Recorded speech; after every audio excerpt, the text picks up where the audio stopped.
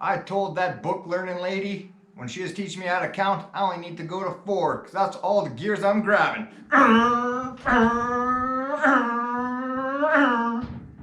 Enjoy the video, guys. Here on Penny's Hot Rods and Customs from Stony Mountain, Manitoba, Canada. Woohoo.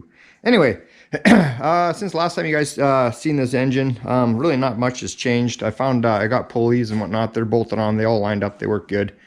I'm working on an alternator bracket. Truthfully, I'll probably just finish that up when it's in the car. A lot of my parts did come in today. New flywheel, pressure plate and clutch bolts. The new little bushing for the end of the crank there, and a throw bearing. I do have a couple different clutch forks. I'll probably end up using that scatter shield. I've got another one in the garage. We'll see. I probably will just end up using that one. Let's see. But yeah, I guess what I'm going to probably end up doing here. Actually, yeah, I even found these little relics that I had hanging up for the spark plug wires. And I do have new spark plug wires that I'll switch out later on. But I think for what I'll do right now is, I guess we'll take this thing apart, lift it off, and we'll start putting this thing together. I'm not using that 4-speed. I will use the shifter and the rods, but we'll go to that one in a little bit here and switch things out. So I guess enough rambling. I guess I'll start taking this thing apart, take the carb off, starter off, and all that stuff. And the funny thing is, actually, I lied. After I was done the last video, I was working on this thing. I actually did get it running, and I set my timing. This fuel pump actually did work. It just took a long time for whatever reason, but when it was running after a while, I was sitting at about 4 pounds or so. So, like I said, whether it's good or not, I'm going to get it. Oh, I've got my electric one anyway, but it actually did work, so. Yep, so I guess what I'll do, I'll move some of this stuff and start taking this stuff apart, and we'll get this thing up in the air and start mounting some stuff. Goal is today or tomorrow. I'm in no rush how I do this, but I will put the motor and tranny in. I might wait till later on till I get a hand, because it is a little bit of bear doing it by one hand or by yourself, because I don't want to scratch the firewall, and also because that the reverse lockout kind of hits it. So I guess I'll set up the old Kamarutski and we'll get going. Yeah, it's going to look like something at the end of the video. And also, too, I bought the other night white header paint, so I'm going to clean those up, too, and then flog those flat white. I don't know if you guys have bought paint lately for the header paint and stuff like that. Holy crap, do they rip you off, man. Suck you sideways. Like, man, that was like 26 bucks a can. And of course, the local auto parts store where I always go to, they didn't have any right now, so I went to the alternative solution and got bent over backwards. All right, we'll set up the camera here and we'll get to work. All right, we'll start pulling this thing apart. What I might have forgot to mention in the last video, when I made those fin valve covers, this is the perfect time to show it right here. Fighting with bolts. The breather would actually hit these header tubes here. And a few guys suggested, yeah, I just flip around, but then they hit the fuel rail and everything else. So I've got a future idea way down the road where I'm going to use those valve covers for. I've got a brand new, never ran 6-carb intake, another one. So I think I might, and that engine block there, that's not bad. The bottom end, I think, is pretty good, but needs a set of cylinder heads, I think. So I'm going to maybe one day, maybe this summer, I might go through that engine, and I'm going to try to get an engine run with that intake and carbs. So that kind of neat. So I'm thinking that's going to be my plan. Like I said, we'll never go to waste.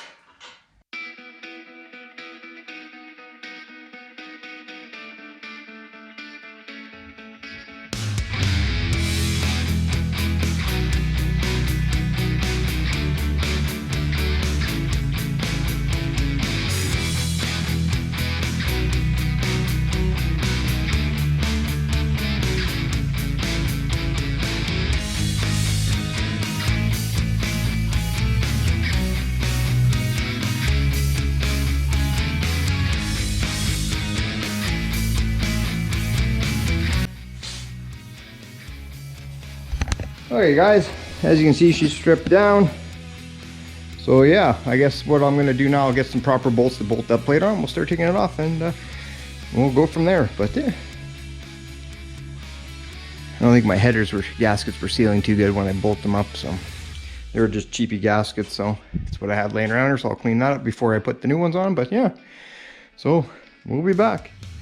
I think it's time. Oh wait, I still got one. The good stuff.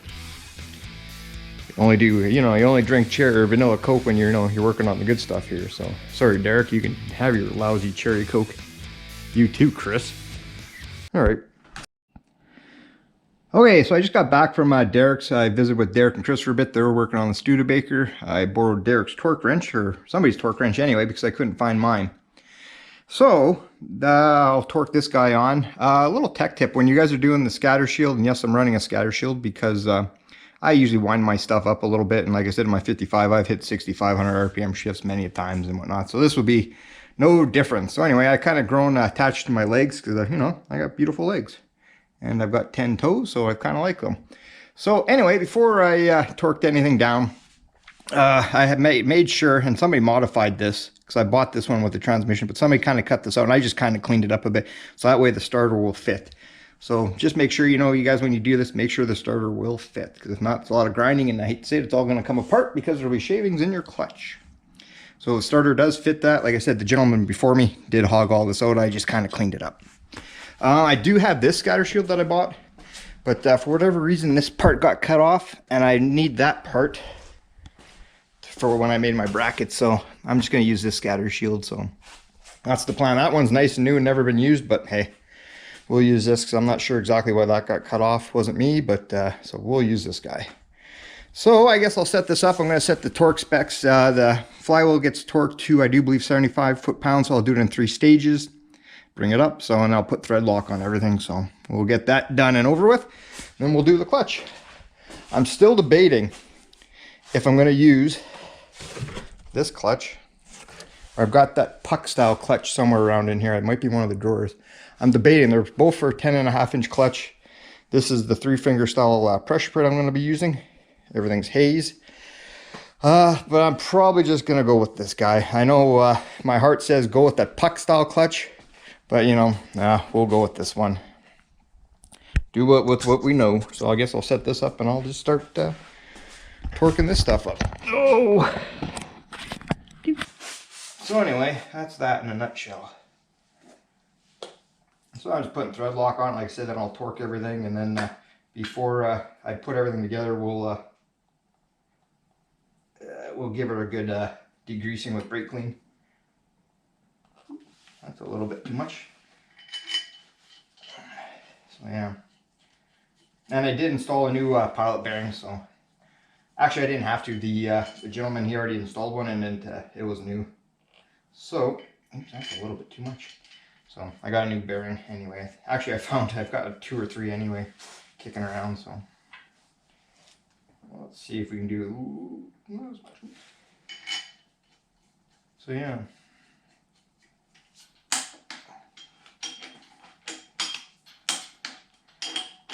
Quit dancing.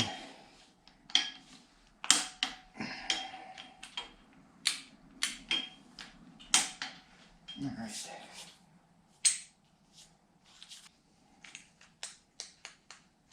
We'll call that right there. All right.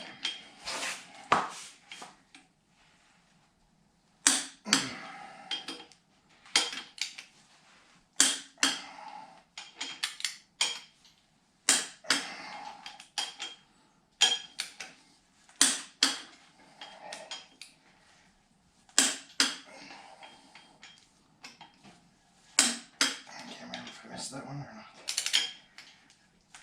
not? Okay, here we go. And always back your torque wrenches off, because I know Derek will say when he gets it, just back it off. Or back off. Alright, so I guess we'll degrease this, clean it up, and then we'll put the ooh, actually, you know what? Before I put this down and do this thing didn't come with a clutch alignment tool. Luckily enough, my hoard of garbage. Right there. Good thing it's a fine spline. Should fit, hopefully. I think they're 26 spline. I think. Not sure. Oh yeah, that works. Okay, so I'm going to put this down. I'm going to take a break. And I'll line up the clutch and all that stuff. And also I'll put a bit of white lithium grease on the bearing so everything just goes in. Okay, so the bell housing or the scatter shield is on with all 800 million bolts that are involved in putting this thing together. I did have the pressure plate on, but I had to take it back off because when I kind of mocked up the throw bearing just to see how it would ride on it, one of these guys fell out. And I guess they're I guess from the factory. It's just a little plastic or nylon deal that goes between the three fingers and the clutch or the pressure plate disc. So because I noticed when I tightened up, one actually fell off, and that's why I noticed the throw bearing it was sitting on an angle. So I took it all apart, checked it, inspected it, and looked at it, and then looked online. I really didn't see much. So with you guys that have worked on or done this with like the 3-finger Borg deck style clutches, let me know. But I'm pretty sure, like I said, they were I think just kind of glued on. I didn't have instructions, or at least ones that said anything about taking them off. So I'm winging it, and like I said, the throw bearing does sit even on all 3 fingers, so that's a bonus. So I guess I'm gonna go take a break. I don't know if I'm gonna call it a day or not because I'm beat already. I haven't done much, but it's just on and off and on and off and on. Like I said, I don't want to take this thing apart again. Hopefully not anyway. Or if I do, that'll be another day. But anyway, I guess I'm gonna maybe go to the front garage and grab the 4-speed I'm gonna use, and then I'll put some grease on the shafts and slide it in. Yep, I think that's maybe what I'll go do. So I'll go dig that out. But yeah, it's getting there, guys. Probably right now would be a good time. I should maybe hook the starter up just to inspect to make sure. I do have a bolt that's got to go there, but I just figure it might be in the way of the starter right now. So yeah, maybe actually before I go any further, I'm gonna make sure the starter bolts up, and then I'll go grab the 4-speed. That's my plan. Okay, so a part of me said, hey, let's just, before we go any further, let's check this starter situation out. And good thing I did. I said, don't judge me. This was not me. This is the guy that prior he hacked this all out. I just smoothed it off. So, this starter that I bought, trying to be proactive, way too big to fit. It comes way down here, so all that doesn't work. So I was able to get, I'll try to muscle this with one hand. I got a bad elbow today. That does work perfectly.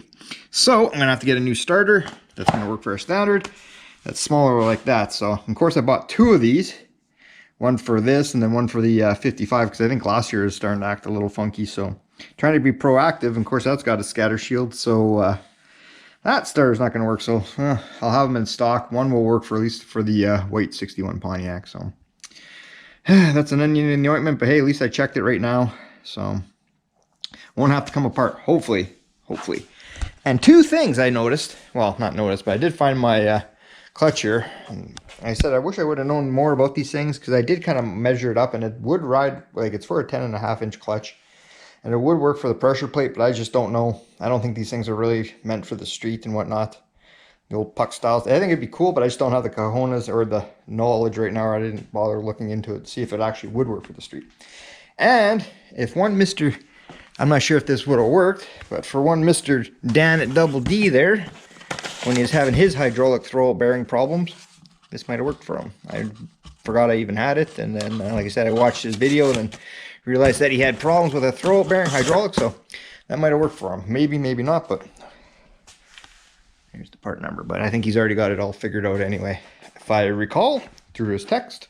So anyway, I guess I'm going to go grab 4-speed and at least shove that in, and then I think tomorrow, I think the old ball and chain is going to take me out for supper tonight, so I think we're going to go do that. And yeah, so I guess maybe before I do that, I'm going to grab the 4-speed and we'll hook that up. I'm not going to use that one. Like I said, there's nothing wrong with it. I took it apart, synchros, everything looked good in it. It's just the one I'm it's in the front garage there. Kenny said it was all rebuilt and whatnot and went through, so I'm going to go with that one for right now. Like I said, that's a good backup, or it could be for another project if I don't break this one or whatever the case may be. So let's go dig that out. Oh, and I'll show you what else I bought the other day. It's not really exciting, but hey, you got to buy it when it's for sale. Okay, so this is what I bought the other day on old Marketplace Facebook. No, actually they're on Kijiji. Brand new 15x8 Race Masters. So yeah, not sure what I'm going to use them for, but hey, price is right, so 2 of them brand new. So, and here, believe it or not, Ryan splurged. There's a whole bunch of parts, everything. I mean everything, for a black 52 Ford that he's going to be dragging home. The one from Kevin's, and he bought everything for the brakes and all that, so, and the steering, and So we're gonna do that. I think he's gonna buy a rad next week, I think, for it, and it's gonna come here hopefully in a month or so. Okay, so here's the 4-speed I'm gonna dig out. Unfortunately, I'm gonna put the camera down and lug this thing by myself. I wish I had help. I don't think the neighbors over there are gonna help. Okay, so I just want to give you a little update of what I bought, and well, like I said, I'm here anyway, so well, let's go dig out a 4-speed. Carry that to the back. Ugh. Easiest 4-speed transmission install ever. Something's gonna bite me in the ass, but I hope not. I took my time. Everything is working. So yeah, like I said, this moves freely. I even took the time and I mic'd up the spigot, or whatever you want to call it, the transmission that goes into there. Made sure everything lines up. Or like, you know, I just want to make sure. I don't want to try to bolt it up and then just ramrod it in with bolts and hope for the best. But yeah, no, everything lined up perfectly. Everything works. I think what I'm going to do now, I was going to put it in the car, but I think I'll wait till tomorrow, because I got a few things I want to dial in with the front end there, just finish off before I put this in. It'll just make it a lot easier. And I do want to switch out the shifters. This one, there's nothing wrong with it, but it's been cut off for the reverse lockout. So, oop, the phone's going off. Oh, it's just Kevin. Okay, so it's next morning. Shifters all in, everything's bolted up, good to go, not an issue. Engine mounts are in, that's done, no problems. On here, I knocked off a few things I had to grind off that I totally forgot about, and I rewelded a few things just to finish up. So that is all done finally. And I'm thinking it's time to monkey this thing, and I'll change the chain thing to the back there so it kind of evens out a little bit, and will suffer me putting this thing in. The only thing is that I wish I had an extra set of hands just so to watch the firewall, but hey, we'll get her. We'll get her, not an issue. And then I'm off to go sandblast some headers. So that'll be exciting. Honestly, not really. I was going to get Casey to do it, but he's already gone, so I'm going to meet them there probably.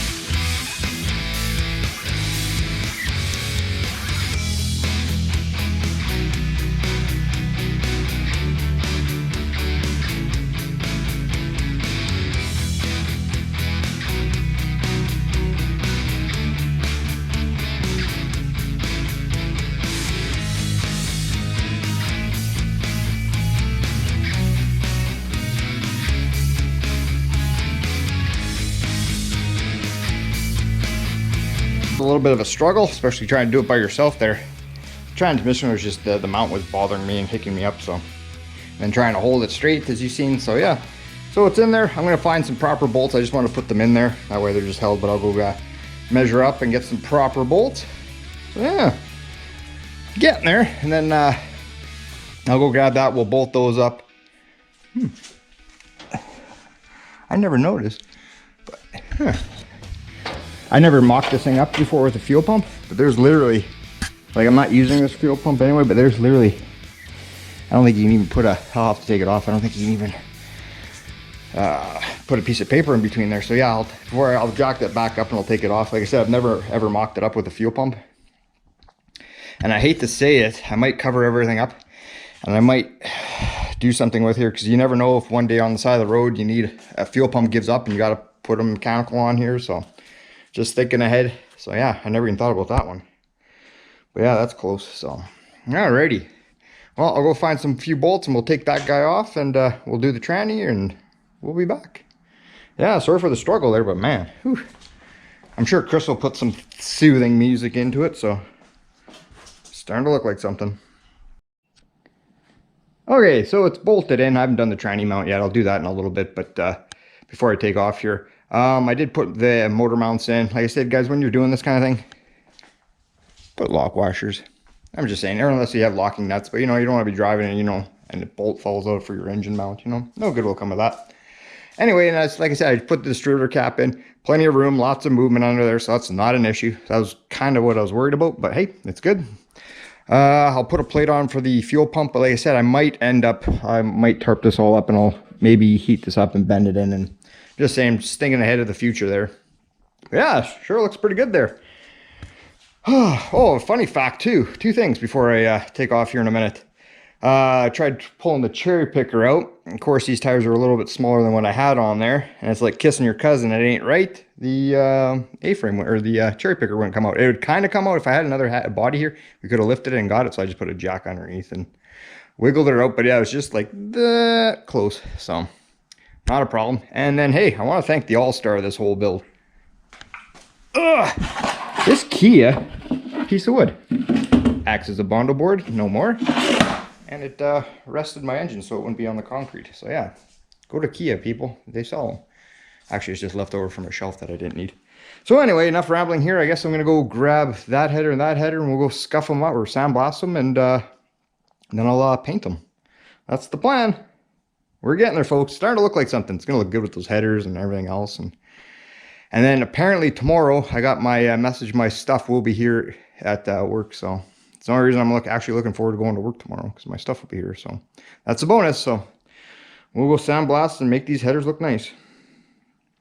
Okay, guys, I actually didn't end up going to Ryan's work sandblasting. I figured out an hour drive back and forth or whatever. So I just spent some time sanding them really nicely out there. They're painted. They're all dry. Little tech tip: when you put these things on, you know, wear gloves. As crappy as these things are, that way you don't leave prints and whatnot. All right.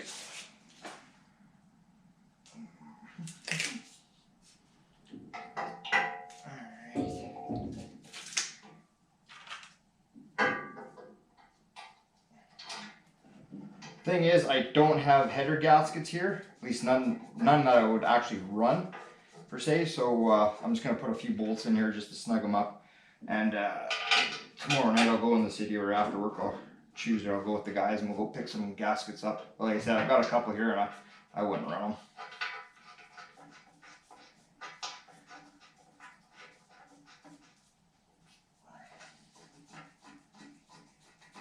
Hoping the weight looks good with it. But yeah, I spent quite a bit of time actually sanding them.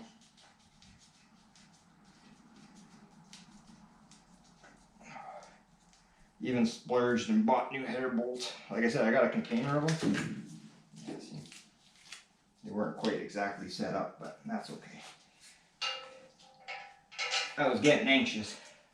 The rest with the socket. Alright, I just want to be the first of you. I'll touch that little bit of ugliness up, but yeah, that looks pretty good. A few little snafus I ran into already. Alright, I'll show you the first little one.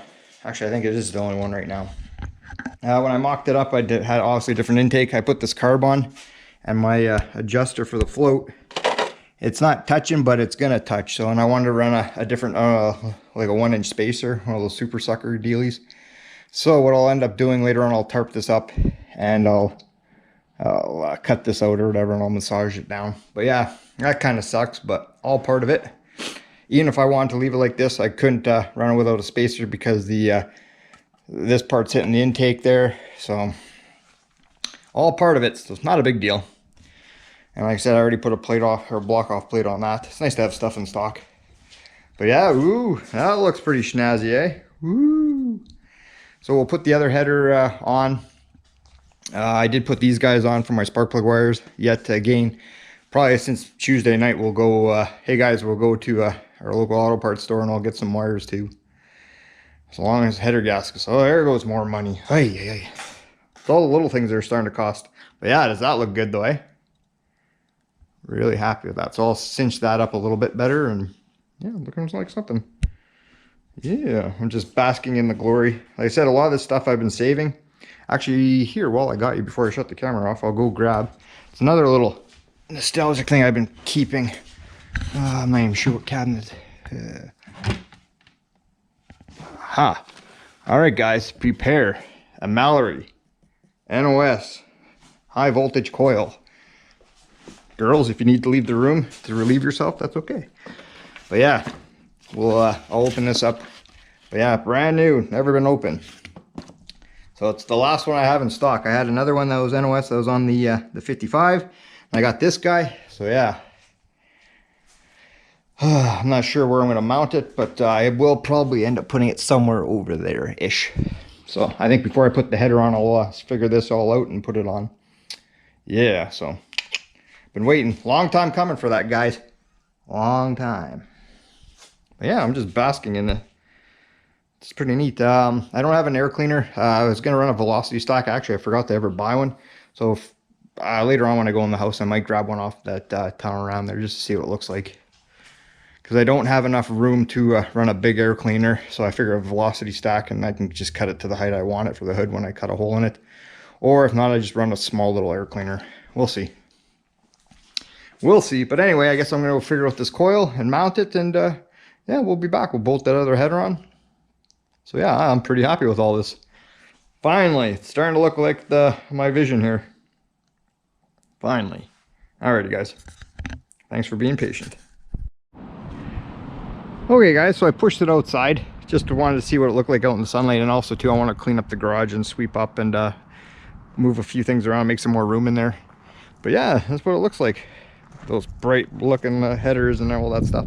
I originally was thinking about painting the headers like red and like orange and fading, kind of like Gary Porter does on his 55 there, but I thought we'll just go with white. It looks nice. They're not going to last, we all know that, but hey, not a big deal. And also, I mounted my Mallory coil. Finally going to use that bad boy, so I'm pretty excited. So like I said, all you do is just run a coil wire, it sticks in there, and this guy tightens it up, and then obviously just run it to your distributor, and there's a ballast resistor and all that stuff. So yeah, no, it looks pretty good, boys and girls. I'm excited. Like I said, it's a long time coming for this thing, and it's getting there. Proofs in the pudding. What do you guys think? Am I headed in the right direction? Like I said, I still got a long way to go, but hey, we're getting there. Like I said, tomorrow my rad is coming in, and something else that's going to be in the next coming video. So that'll be awesome. So maybe I'll show a little bit of it tomorrow after work. We'll see.